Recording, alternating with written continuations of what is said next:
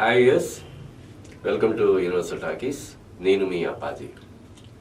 నందమూరి మోక్షజ్ఞ పరిచయ చిత్రం యాక్చువల్గా ఈ పాటికి ప్రేక్షకుల ముందుకు రావాల్సి ఉంది. అంటే యాక్చువల్గా ఇంకా రేపు షూటింగ్ మొదలవుతుందనగా అనూహ్యంగా అర్ధాంతరంగా ఆ సినిమా ఓపెనింగ్ ఆగిపోయింది.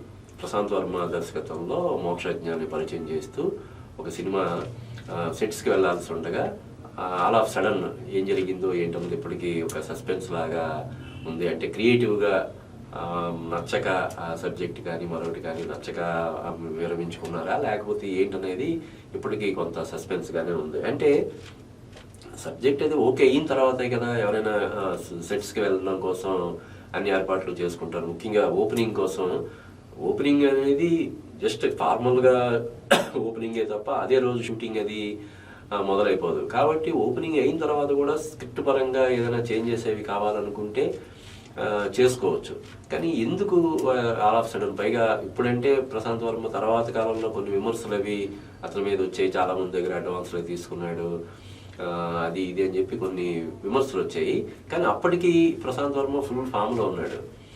అటువంటిది ఎందుకు ఆ సినిమా అర్ధాంతరంగా ఆగిపోయింది అనేది ఇప్పటికి కూడా బాలయ్య అభిమానులందరిలో కూడా ఒక చిన్న సస్పెన్స్ లాగానే ఉంది. కానీ తర్వాత ప్రశాంత్ వర్మ మీద విలువెత్తినటువంటి ఆరోపణలు కానీ మరొకటి కానీ ఇవన్నీ చూసినప్పుడు సరే ఆగిపోవడం మంచిదైందిలే, ఏది జరిగినా మన మంచిగా అంటారు కదా. అలాగా ఈ ప్రాజెక్టు అప్పుడు అర్ధాంతరంగా ఆగిపోవడం, అంటే సెట్స్కి వెళ్ళడానికి ముందే షూటింగ్ ఓపెనింగ్ కూడా జరుపుకోవడానికి ముందే ఆగిపోవడం ఒక రకంగా మంచే జరిగిందని చెప్పి అందరూ హ్యాపీగా ఫీల్ అయ్యారు. ఇప్పుడు డెఫినెట్గా ఈ ఏడాదిలో 2026లో మోక్షజ్ఞ పరిచయం అవుతాడు అని చెప్పి ఘంటాపదంగా చెప్తున్నారు.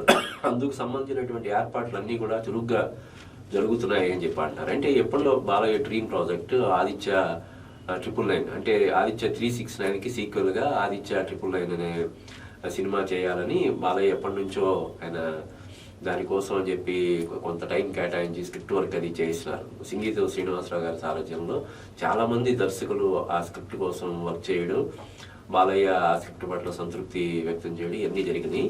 ఇప్పుడు అదే ప్రాజెక్టులో బాలయ్య నటిస్తూ యంగర్ వెర్షన్, బాలయ్యకి యంగర్ వెర్షన్గా మోక్షజ్ఞని పరిచయం చేస్తూ క్రిష్ దర్శకత్వంలో ఆ సినిమా త్వరలో పట్టాలెక్కనుంది. అందుకు సంబంధించినటువంటి అధికారిక ప్రకటన అతి త్వరలో వెల్లడి కానుందని చెప్పి మనకు తెలుస్తుంది. అయితే అట్ ది సేమ్ టైం ఇప్పుడు మరికొంతమంది డైరెక్టర్ల పేర్లు కూడా చక్కర్లు కొడుతున్నాయి. ఉదాహరణకి ఇప్పుడు వరుసగా 9 విజయాలు సాధించినటువంటి అనిల్ రావిపూడి మోక్షజ్ఞ, నందమూరి బాలకృష్ణ ఇద్దరు కాంబినేషన్లో ఒక సినిమా చేస్తే బాగుంటుంది. అంటే భగవంత్ కేసరి తరహాలో వీళ్ళిద్దరి కాంబినేషన్లో ఒక సినిమా చేస్తే బాగుంటుందని చెప్పి కొంతమంది అభిమానులు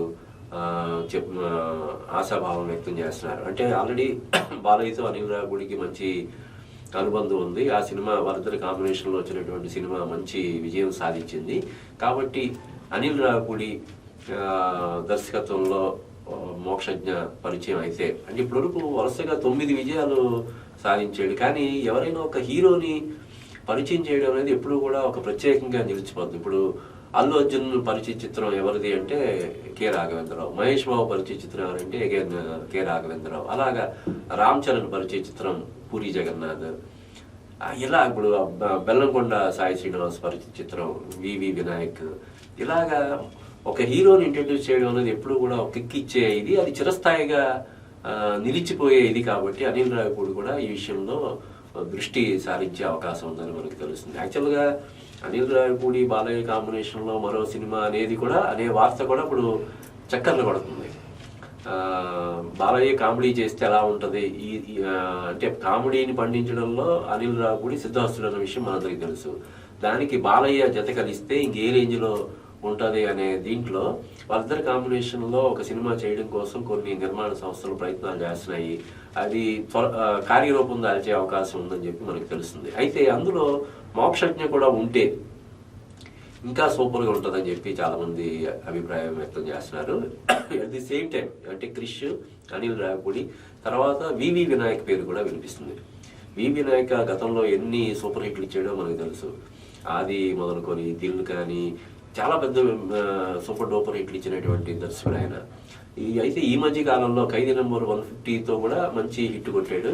దానికి ముందు అఖిల్ తోటి ఒక సినిమా అఖిల్ని పరిచయం చేశాడు, అది విజయం సాధించలేదు. ఆ తర్వాత మళ్ళీ ఇంటెలిజెంట్ అనే ఒక సినిమా వచ్చింది మన సాయి ధరమ్ తేజ్తో, ఆ సినిమా కూడా బాగా డిసప్పాయింట్ చేసింది.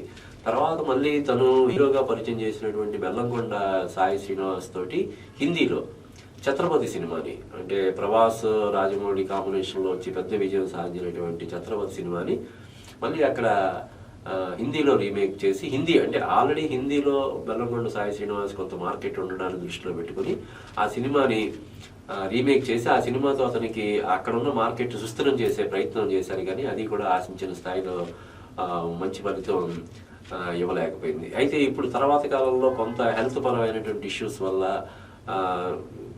కొంచెం విశ్రాంతి తీసుకుంటుంది. అంటే ఆల్రెడీ ఆయన స్క్రిప్ట్ వర్క్ అది చేసుకుంటున్నాడని మనకి తెలుస్తుంది.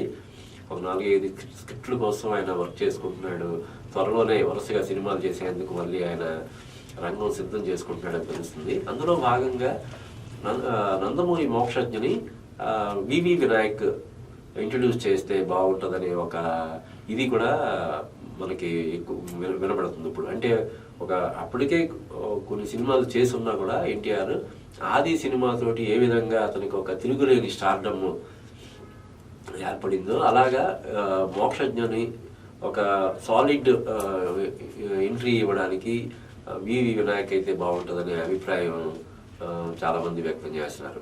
వీళ్ళు ఈ ముగ్గురితో పాటు ఇంకొక పేరు ప్రముఖంగా వినిపిస్తున్న పేరు పూరి జగన్నాథ్. ఇందాక మనం చెప్పుకున్నాం, పూరి జగన్నాథ్ కూడా హీరోని ఇంట్రడ్యూస్ చేయడం, రామ్ చరణ్ని ఇంట్రడ్యూస్ చేశాడు. అలాగే అప్పటికి 1-2 సినిమాలు చేసి ఉన్నా కూడా హీరో కానటువంటి రవితేజకి ముందు ఫస్ట్ సినిమాతో హీరో చేశాడు, ఇట్లు శ్రావణి సుబ్రహ్మణ్యం. తర్వాత ఇడియట్తో స్టార్ని చేశాడు. తర్వాత అమ్మా నాన్న తమిళ అమ్మాయితోటి ఇంకా పెద్ద స్టార్ని చేశాడు.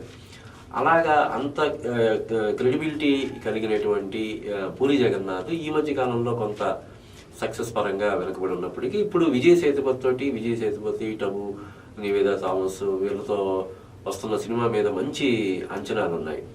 సో పూరి జగన్నాథ్ చేతిలో పెడితే కూడా, అంటే బాలయ్యకి పూరి జగన్నాథ్ కూడా చాలా మంచి అనుబంధం ఉంది. వాళ్ళిద్దరు కాంబినేషన్లో పైసా వసూలు అనే సినిమా వచ్చింది కాబట్టి అప్పటి నుంచి వాళ్ళిద్దరి మధ్య ఉన్న అనుబంధాన్ని దృష్టిలో పెట్టుకొని మోక్షజ్ఞని పరిచయం చేసే బాధ్యత పూరి జగన్నాథ్కి ఇస్తే కూడా చాలా బాగుంటుందని చెప్పి నందమూరి ఫ్యాన్స్ అందరూ కూడా కోరుకుంటున్నారు.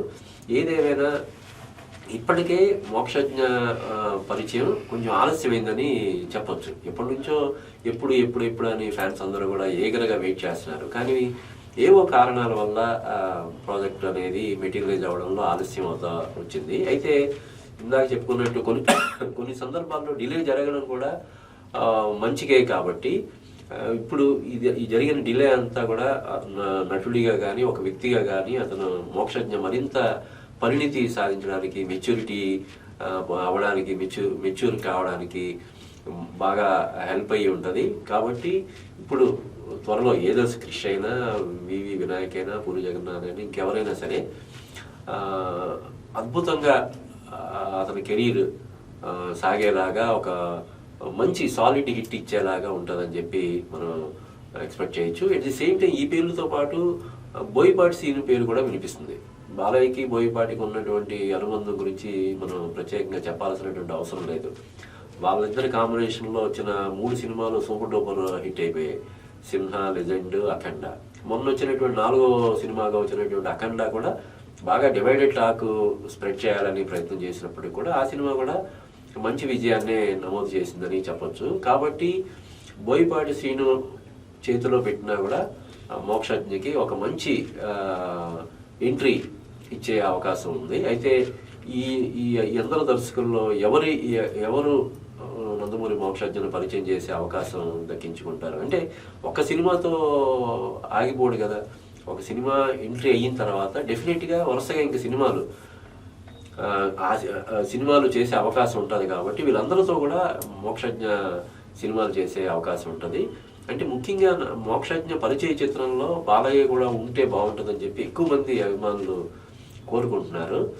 సో చూడాలి మనం. అంటే సబ్జెక్ట్ కూడా అలా కుదరాలి కాబట్టి కేవలం అంటే సినిమాలో బాలయ్య కూడా ఉంటే బాగుంటాడు కదా అని చెప్పి బాలయ్యని తీసుకొచ్చి అక్కడ ఇది చేయలేరు కాబట్టి సబ్జెక్ట్ కూడా దానికి డిమాండ్ చేసే విధంగా దాన్ని ఇది చేయాల్సినటువంటి అవసరం ఉంటుంది కాబట్టి త్వరలో ఫస్ట్ సినిమాగా ఎవరి సినిమా ఉంటుంది? ఆదిత్య 999 ఉంటుందా, లేకపోతే ఇందాక మనం చెప్పుకున్నటువంటి దర్శకుల్లో వేరే ఎవరైనా ఒక దర్శకుడితో సినిమా స్టార్ట్ చేస్తారా ఏంటనేది మనం చూడాలి. ఏదేమైనా ఇప్పటికే చాలా జాప్యం జరిగింది కాబట్టి 2026లో మాత్రం ఖచ్చితంగా నందమూరి మోక్షజ్ఞ పరిచయం ఉండాలని, అది ఒక మైల్ స్టోన్గా అతనికి అంటే ఇంకా వెనక్కి తిరిగి చూసుకోవాల్సిన అవసరం లేని విధంగా ఆ సినిమా రూపొందాలని అయితే మనం మనస్ఫూర్తిగా కోరుకుంటున్నాం.